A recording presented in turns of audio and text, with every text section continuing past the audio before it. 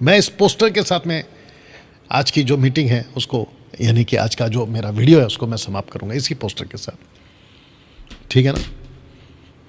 कैसे पहचाने? अपनी टीचिंग को मजबूत करो, कुछ भी स्वीकार मत करो। आजकल एक चलन चल पड़ा है, मिरेकल्स हो रहे हैं तो सेवक सही है। मेरा बीमारी ठीक हो गया तो मेरा सेवक सही है। मतलब जिस चर्च में मैं जाता हूं या जाती हूं वो पास्टर सही है। क्यों? क्योंकि मेरा बीमारी ठीक कर दिया उसने। मैं कैंसर में थी, मैं कैंसर में था, मेरा हार्ट का इशू था या थी, मेरा कर्जा था, अलग अलग समस्याएं, वो सब मेरे पास्टर ने प्रार्थना करके ठीक कर दिया, तो इसका मतलब है कि वो सही है। आप बहुत बड़े धोखे में हैं, क्योंकि लूसीफर, उसकी पूरी आर्मी के पास इतनी ताकत है।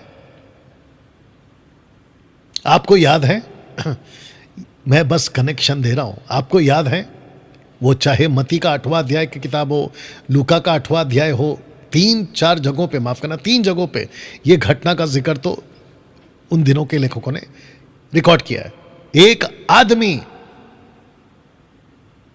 उसको कितना भी मजबूती से बांध के रखो, लिखा है लोहे की सांखलों तक को तोड़ देता था।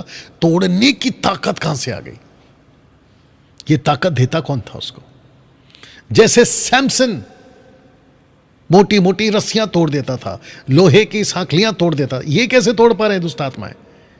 अब आपको अंदाजा लगा, इनके पास ताकत है। कैसे पहचाने?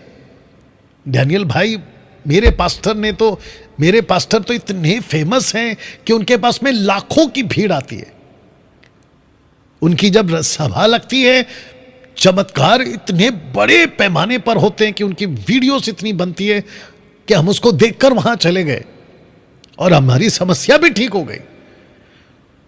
तो मेरे दोस्त, मेरे भाई, मेरी बहन, तुम बहुत बड़े भूल में हो। चमत्कार के आधार पर, ऑन बेसिस ऑफ मिरेकल्स, आप चर्च का चुनाव मत करिए। ऑन बेसिस ऑफ ब्लेसिंग्स, इसके आधार पर आप चर्च का चुनाव मत करिए या पास्टर का चुनाव मत करिए। आपको सबसे पहले परमेश्वर के वचन को यह देखना जरूरी है कि उस पास्टर में परमेश्वर की बातें हैं कि नहीं। उस चर्च में कहीं वो पास्टर, वो स्वर्गदूत तो नहीं है जिसका जिक्र अभी मैंने किया, कि धर्म के सेवकों का रूप बदलकर कहीं वो आपके पंजाब में, आपके महाराष्ट्र